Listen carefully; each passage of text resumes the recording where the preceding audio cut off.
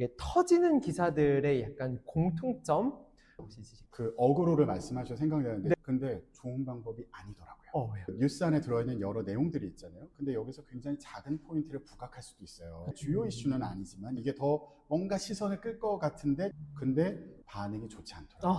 그래서 그걸 좀 지양해야겠다라고 생각을 했고 공감대가 형성되거나 사람의 감성을 자극하는 제목들이 있어요.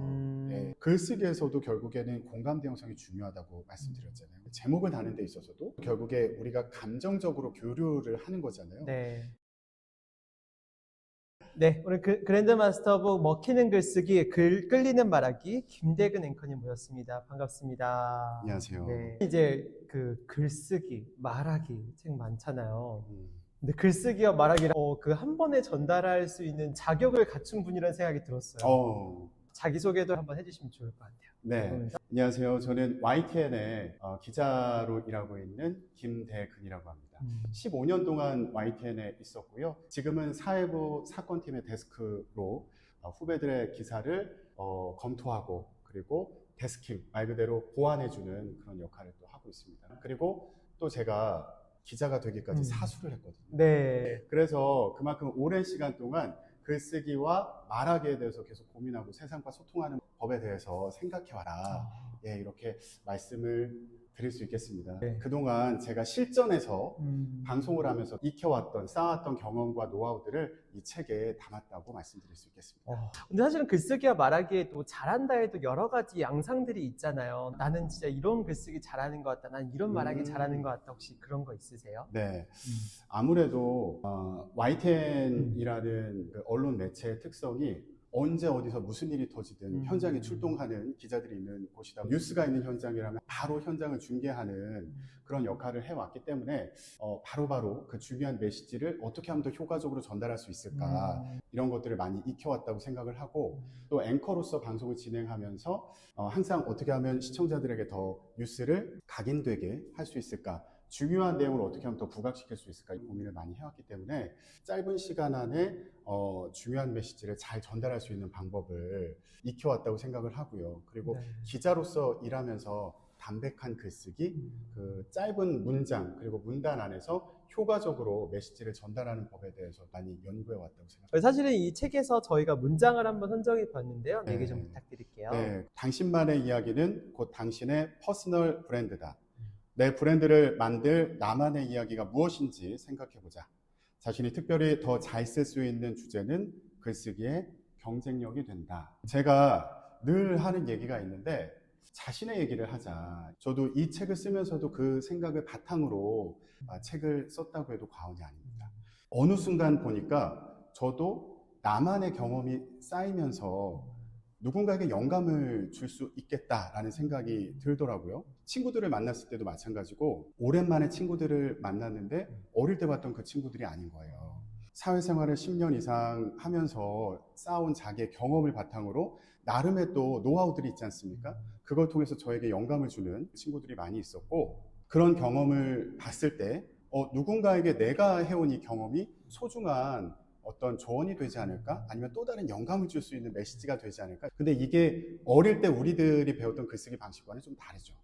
왜냐하면 저희는 항상 글을 쓸 때 유명한 누군가의 말을 인용하거나 뭐 정부에서 발표한 통계를 인용하거나 이런 식으로 글쓰기를 배웠잖아요. 그런 글쓰기가 틀린 건 아니라고 생각해요. 하지만 우리가 편하게 쓸 수 있는 이야기는 우리 자신의 얘기가 아닐까라는 생각이 들었던 거예요. 그래서 여러분도 충분히 글을 쓸 수 있는 자격이 있다. 이미 좋은 토양을 갖고 있고 그 경험을 누군가를 위해서 좀 써보면 어떨까? 그래서 저도 저의 경험을 좀 녹여서 이렇게 책으로 풀어내게 됐어요. 뭔가 퍼스널 브랜딩이 약간 골이라면 그 전에 가는 스텝 같은 게 있을까요? 이런 식으로 글쓰기를 한번 시작해봐라. 네네. 네, 어떻게 시작하면 좋을까요? 네, 요즘 뭐 AI도 나오고 기술이 워낙 발전하다 보니 그리고 여기에다가 영상 매체를 중심으로 우리가 메시지를 많이 전달받게 되잖아요. 근데 저는 그런 생각을 했어요. 아무리 시대가 변해도 결국 가장 중요한 건 글과 말이다.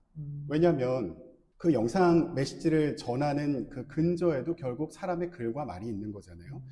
영상 매체 안에서도 사람들이 이게 시각적으로만 보는 게 아니잖아요. 결국 그 말을 통해서 메시지를 전달받는 부분이 있기 때문에 이것은 놓칠 수 없는 부분이다. 그래서 글쓰기와 말하기가 중요하다는 생각을 했고, 사소하게 시작할 수 있는 건 우리가 어느 때보다 더 많이 SNS를 하지 않습니까? 네. 근데 그게 다 글로 이루어진 경우가 많잖아요. 결국에는 모든 것들이 글과 말로 이루어져 있는데 이 SNS를 활용할 때도 우리의 글쓰기 능력을 어떻게 개발할 수 있는지, 좀 어떻게 하면 더 효과적으로 쓸 수 있는지 고민할 수 있는 기회가 충분히 있다고 생각해요. 예를 들면 저희가 카카오톡으로 매일같이 소통을 하잖아요. 근데 얼마 전에 그런 일이 있었어요. 그 선배분에게 위로를 건네야 될 그런 상황이 있었던 거예요. 근데 이게 카카오톡으로 그런 메시지도 전달을 하다 보니 이런 경우에는 어떻게 격식을 지키면서 예의에 벗어나지 않은 메시지를 전할 수 있을까? 그러니까 오히려 이전보다 더 글로 표현하는 방식에 대해서 더 많이 고민하게 됐구나. 그런 만큼 그런 우리가 일상에서 쓰는 SNS에서 여기에서도 어떻게 하면 좀 더 효과적으로 전달할 수 있고, 또 예의를 차려야 될 상대에게는 어떻게 말을 건넬 수 있는지를 연습해 본다고 생각하면 어떨까? 네, 그게 좀 시작이 되지 않을까요? 네, 맞아요. 사실은 이제 퍼스널 브랜딩을 하는 것 자체가 결국은 이제 뭔가 자신의 컨텐츠를 표현하는 거기 때문에 이 컨텐츠의 근저는 무조건 글과 말로 이루어져 있다. 그래서 글과 말이 그 근저로서 반드시 필수적으로 익혀야 되는 것 같아요. 네. 그러면 퍼스널 브랜딩은 좀 어떻게 잡으셨어요? 저 같은 경우는 아까 말씀드린 것처럼 이제 기자로서 일하면서 동시에 또 앵커로서도 수년의 시간 동안 일을 해왔기 때문에 앵커로 일할 때는 거의 매일 인터뷰를 이제 여러 차례 진행을 했고, 그리고 기자로 있을 때는 현장에 나가서 그냥 바로 닥친 상황을 중계하는 경우가 많았기 때문에 그게 일단 회사 안에서는 저의 퍼스널 브랜드라고 생각을 했어요. 그리고 지금은 데스킹 업무를 하고 있기 때문에 이런 역할까지 하면서 말하기와 글쓰기 이 두 가지 분야에서 저의 브랜드를 만들어 가고 있지 않나라고 생각합니다. 아까 그 실전 중계 말씀하셔가지고 최근에 이런 사태도 그렇지만 현장에 나가 있는 기자님들 진짜 힘들겠다는 생각을 했거든요.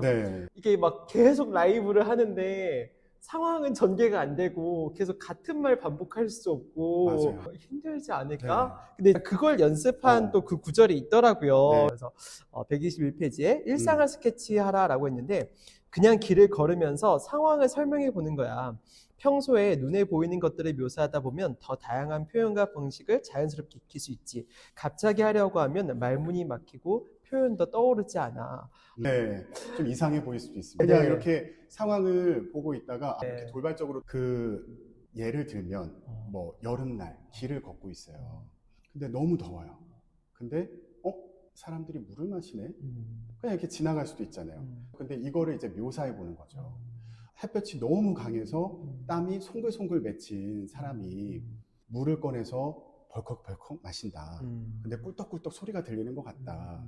근데 그 생수병에 맺힌 물방울이 너무 시원해 보인다. 이거 굉장히 사소한 문장인 것 같잖아요. 근데 이런 말을 그냥 해보는 거예요. 왜냐하면 돌발 상황에서는 이런 표현이나 단어도 생각나지 않을 수 있거든요. 그래서 이런 연습을 이제 평소에 해두는 게 좋고, 아까 말씀하신 것처럼 그런 생중계를 할 경우에 당혹스러울 때는 굉장히 많습니다. 중요한 현장이 있어요. 그러면 생중계로 여기 연결해서 그 상황을 보여주잖아요. 근데 이건 그냥 상황을 보여주는 것 뿐이지 소리가 들리지 않을 수도 있잖아요. 그러면은 앵커나 기자들이 그걸 설명을 해줘야겠죠. 그래서 그런 경우에 이제 고민을 하는 거죠. 이걸 어떻게 하면 더 효과적으로 그리고 오랫동안 보여줄 수 있을까? 예를 들면 어떤 유명한 인사가 현장에 나타나기로 했어요. 근데 늦을 수도 있죠. 그럴 때 현장을 계속 보여주는 거예요. 그러면 그때는 그곳에 모여있는 사람들을 하나하나 묘사해 주기도 합니다. 왜냐하면 이 사람들의 표정이 그 분위기를 보여줄 수도 있잖아요. 그리고 중요 인사들 같은 경우에 어디 이벤트가 있는 현장에 갈 때 따라갈 때도 있잖아요. 근데 이때 참 곤혹스럽죠. 그 길을 가는 내내 보여줄 텐데 제가 할 수 있는 말은 한정되어 있잖아요. 그럴 때는 중요한 게 팩트를 준비해 놓는다. 이 이슈, 이벤트와 관련된 사실관계를 정리해 놓고 중간중간에 그 정보를 계속 얘기를 해주는 거죠. 그래서 이 또한 평소에 돌발 상황에 대비하는 거. 우와, 너무 좋은 팁이네요. 예. 그리고 인터뷰나 이런 거 하시면은 또 말이 끊기지 않게 대화하는 것도 힘들 때도 있으실 것 같고, 그런 건 좀 어떠하세요? 인터뷰에서. 저는 오늘 PD님께서 저를 네. 이제 인터뷰를 하시는 걸 보면서 네. 되게 잘 해주신다라는 생각이 진짜요? 들어요. 왜냐하면 말을 하는 사람도 내가 지금 이제 얘기를 하고 있는데 맥락이 끊기거나 갑자기 침묵이 이어지면 당황스럽잖아요. 네네. 근데 지금 그런 상황이 없이 계속 저를 잘 이끌어 주셔서 그래요? 네, 너무 감사합니다. 저는 두 가지를 중요하게 봐요. 하나는 공감, 또 하나는 이해. 그래서 이 두 가지를 표현할 수 있는 문장을 제가 좀 준비를 해봤는데 네. 하나는 그러시군요. 이거는 공감. 그리고 이해는 이런 말씀이시죠. 저도 실제 이제 인터뷰를 할 때 이 표현들을 많이 썼어요. 결국 끊이지 않고 얘기를 하는 건 상대방의 말에서 고리를 찾는 과정이라고 생각하거든요. 물론 우리가 인터뷰를 할 때는 준비되어 있는 질문들이 있잖아요. 이제 그 순서로 갈 때도 있지만, 근데 뭔가 중요한 포인트가 있으면 거기서 얘기가 더 깊이 들어갈 수도 있잖아요. 그게 결국에는 말하는 사람의 얘기 안에서 계속 고리를 찾고 추가 질문을 이제 하시는 거잖아요. 네네. 그래서 그 과정에서 좋은 게 그러시군요 라고 얘기하면 상대방이 자존감도 생기고 내 얘기가 맞구나 이런 확신을 갖고 이러면 이제 얘기가 더 수월하게 풀리니까 그런 과정이 있고 이런 말씀이시죠 라고 얘기하는 건 나는 당신의 얘기를 잘 듣고 있고 이해하고 있어. 그리고 이거를 더 쉬운 말로 한번 간단하게 풀어주는 거죠. 만약에 인터뷰를 하면 시청자 여러분들은 이거를 더 쉽게 이해할 수 있을 테고 상대방에게 신뢰를 줄 수 있죠. 사실 두 번째 골라주신 문장이 약간 그런 취지의 또 문장인 것 같긴 하더라고요. 제가 두 번째로 골랐던 문장도 이 얘기를 꼭 했으면 좋겠다 라고 생각했던 그런 주제인데 내 입장에서 글을 쓰지 말고 언제나 이 글을 읽을 독자의 입장에서 생각하고 헤아려 보자. 글을 읽는 상대 입장에서 글을 쓰면 보이지 않던 많은 부분이 보이게 된다. 여러분도 본인의 얘기를 써보세요 이렇게 얘기를 했잖아요. 이게 자칫 일기가 될 수도 있잖아요. 맞아요. 그러면 누가 굳이 내 일기를 읽겠어요. 굳이 다른 사람의 일기를 궁금해하진 않잖아요. 그래서 저는 이야기의 확장이 중요하다고 생각했어요. 제가 감기에 걸린 건 뉴스가 아니에요. 그런데 나뿐만 아니라 저 사람도 감기에 걸리고 우리 동네 사람들이 다 감기에 걸렸네? 이러면 뉴스가 되죠. 공통 분모가 있을 때 그게 뉴스가 되는 거잖아요. 그래서 글쓰기도 마찬가지라고 생각합니다. 나는 이런 스토리가 있어요. 근데 이 사람도 이런 스토리가 있고 또 저 사람도 이런 스토리가 있고 여러분도 그러시죠? 어떠세요? 라고 물을 수 있잖아요. 그래서 얼마 전에 있었던 에피소드인데 제가 이제 책이 나왔으니까 회사에 책을 몇 권 가져왔어요. 근데 회사 로비에서 동기를 만난 거예요. 그래서 너무 반가워서 와봐라. 나 책이 나왔다. 책을 주겠다. 그랬더니 동기가 하는 말이 사인은 해줘야지 이러는 거예요. 근데 저 생각을 못 했던 거예요. 그래서 그래, 사인을 해줘야지. 펜을 이제 찾는데 펜이 없는 거예요. 커피숍에 가서 이제 볼펜밖에 없어서 그걸 빌려서 이제 사인을 해줬어요. 근데 나중에 생각해보니까 너무 아쉬운 거예요.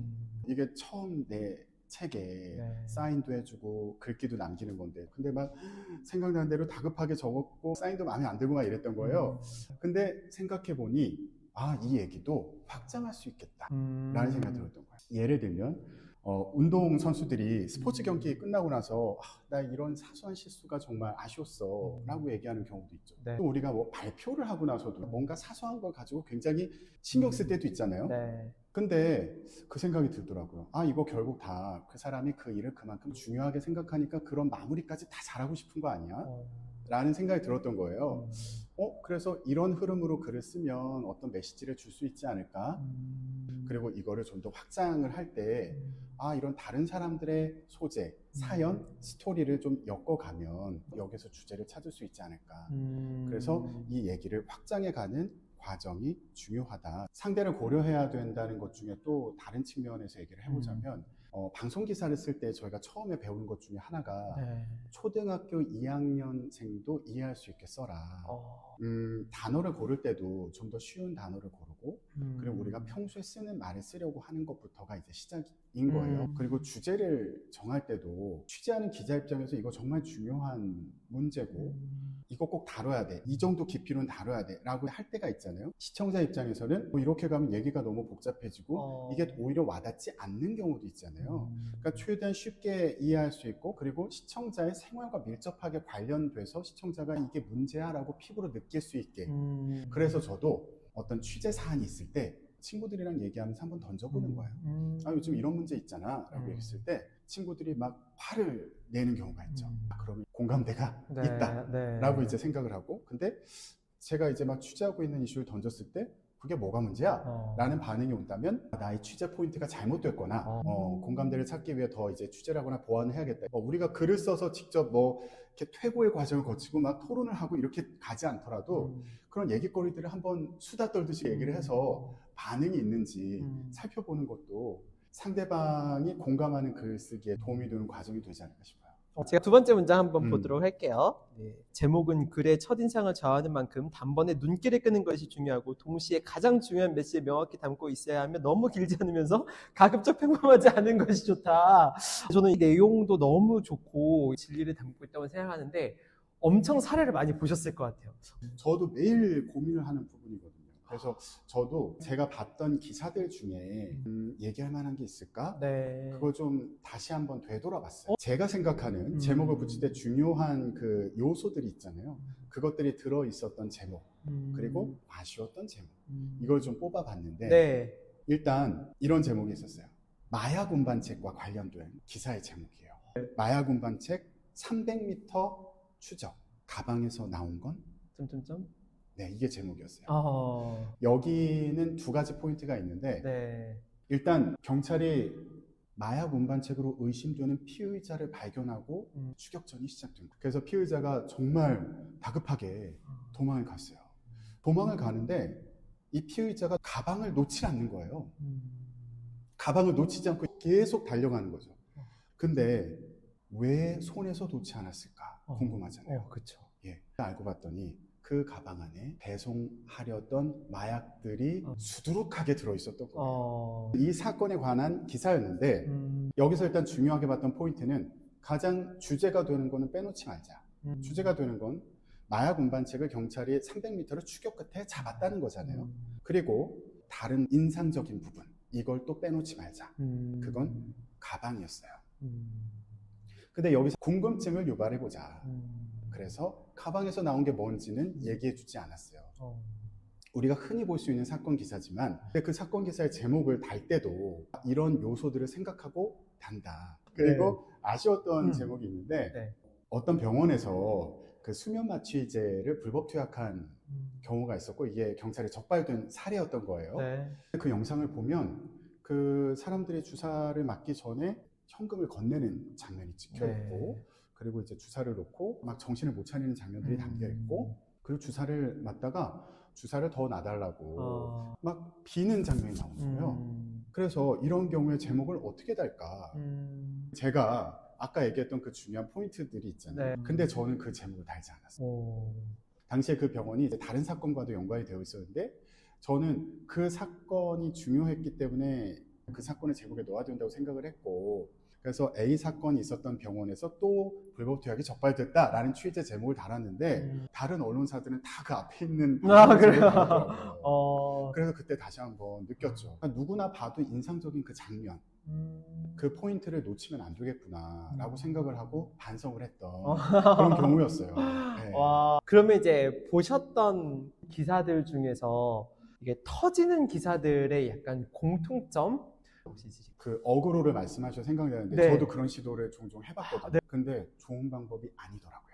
뉴스 안에 들어있는 여러 내용들이 있잖아요. 근데 여기서 굉장히 작은 포인트를 부각할 수도 있어요. 주요 이슈는 아니지만 이게 더 뭔가 시선을 끌 것 같은데 이걸 제목에 좀 달아보고 싶다 이런 경우가 있거든요. 근데 반응이 좋지 않더라고요. 그리고 그게 어쩌면 내 기사에 좀 신뢰도를 떨어뜨릴 수도 있잖아요. 맞아. 그래서 그걸 좀 지양해야겠다라고 생각을 했고 공감대가 형성되거나 사람의 감성을 자극하는 제목들이 있어요. 네, 그런 것에 대한 기사들, 이런 것들에 대한 사람들의 어떤 보고 싶은 그런 마음이 있는 것 같고, 그리고 따뜻한 기사. 요즘에도 이렇게 따뜻한 게 있어. 글쓰기에서도 결국에는 공감대 형성이 중요하다고 말씀드렸잖아요. 제목을 다는 데 있어서도 결국에 우리가 감정적으로 교류를 하는 거잖아요. 그런 요소들이 들어있는 제목에 또 많이 반응을 해주시는 것 같더라고요. 핵심 내용, 궁금증이 3가지 포인트로 연습을 많이 해봐야겠네요. 연습하는 방법이 있을까요? 모든 컨텐츠 만드는 사람들 고민일 것 같거든요. 네. 예를 들면 기사를 보시는 것도 추천을 드려요. 단신 기사, 방송 기사. 왜냐하면 단신 기사 같은 경우에는 짧잖아요. 여기에 모든 주요한 내용이 들어있고 포인트가 들어있잖아요. 여기서 한번 제목을 뽑아보는 것도 좋겠다. 제가 이제 얘기했던 그런 포인트들을 담아서 그럴 수도 있고, 일상생활 속에서도 제목을 한번 달아보는 건 어떨까? 그냥 친구랑 수다를 떨다가 오늘 우리의 대화에 제목을 붙여볼까? 좀 글쓰기에 관심 있는 분이라면 그런 나의 사소한 단상에도 제목을 붙여볼 수 있을 것 같아요. 맞아. 그래서 지금 이 대화에 만약에 제목을 붙여본다면 약간 낯간지럽지만 제목 짓는 꿀팁 땡땡만 넣어라. 그럼 이제 그 내용에 아까 얘기했던 뭐 중요한 주제, 그리고 다른 점, 그리고 궁금증을 유발하는 법, 그리고 뭐 교감이나 감성 이런 것들이 이제 설명이 되어 있을 수 있겠죠. 3번째 문장 한번 볼게요. 나는 보통 나만의 3단 농법으로 말하기의 흐름을 구성한다. 간단히 정의, 현상황, 의견 이렇게 3단계로 이야기를 만드는 것이다.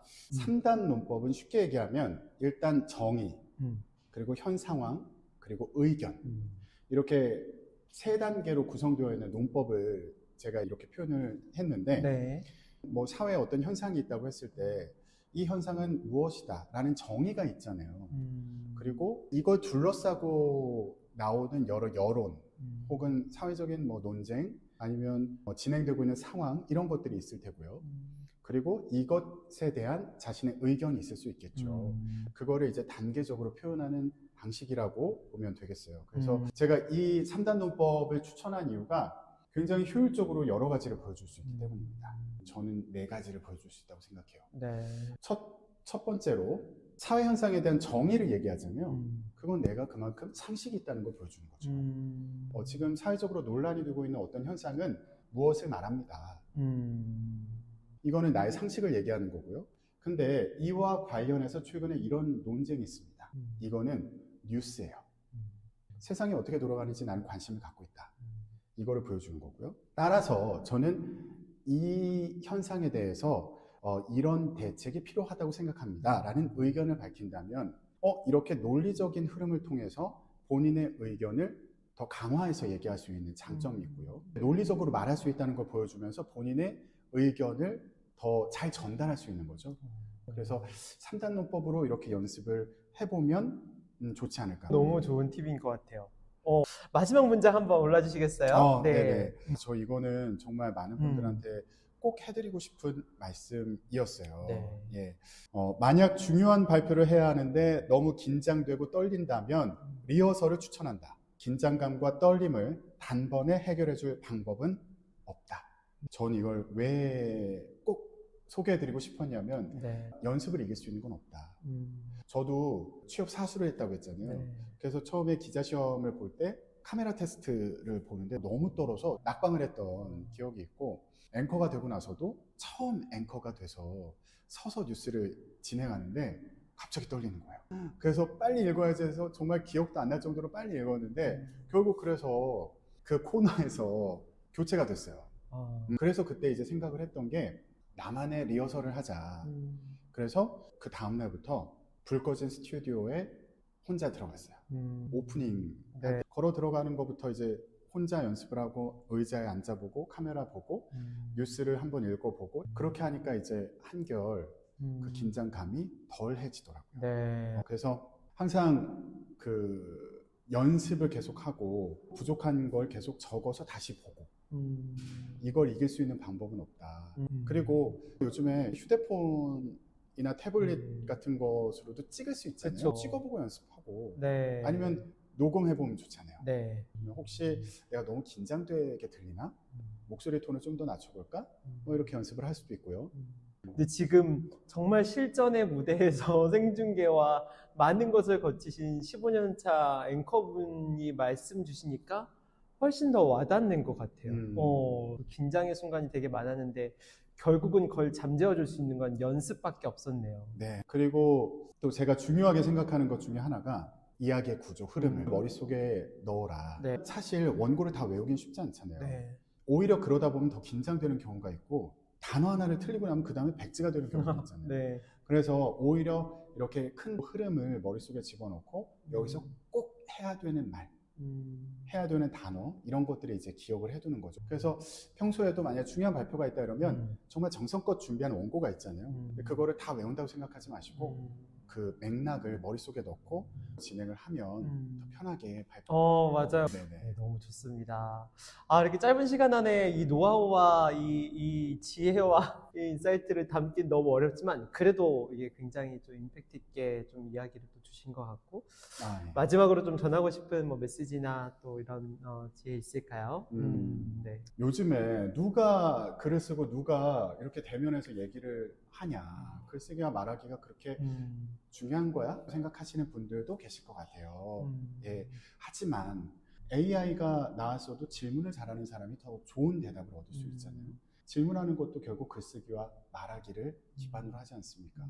그리고 발달한 기술도 말과 글로 전달이 된다고 생각을 해요. 그래서 전달하는 능력이 저는 갈수록 더 중요해질 거라고 생각을 하고 그래서 평소에도 이렇게 좀 사소하게라도 글쓰기와 말하기 연습을 놓지 않으셨으면 좋겠다는 말씀을 드리고 싶고요. 그리고 글쓰기와 말하기라고 해서 꼭 이렇게 우리가 펜을 들고 쓰고 또 입으로 말하고 이게 다가 아니라고 생각하거든요. 저는 오감을 활용하는 거라고 생각해요. 그래서 우리가 말을 할 때도 조금 전에 말씀드렸던 것처럼 냄새에 대해서도 얘기할 수 있고 보는 것뿐만 아니라 들리는 것도 얘기하고 느낌에 대해서도 얘기하잖아요. 그래서 오감을 활용해서 자유롭게 쓰고 말하는 연습을 평소에 하셨으면 좋겠다. 그런 말씀 꼭 드리고 싶습니다. 진짜 어찌 보면 말씀하신 대로 이 시대가 발전할수록 글쓰기와 말하기의 중요성은 너무너무 커질 것 같아서 좋은 모델로서 또 좋은 지식의 전달자로서 좋은 지혜 감사합니다. 고맙습니다. 네, 감사합니다.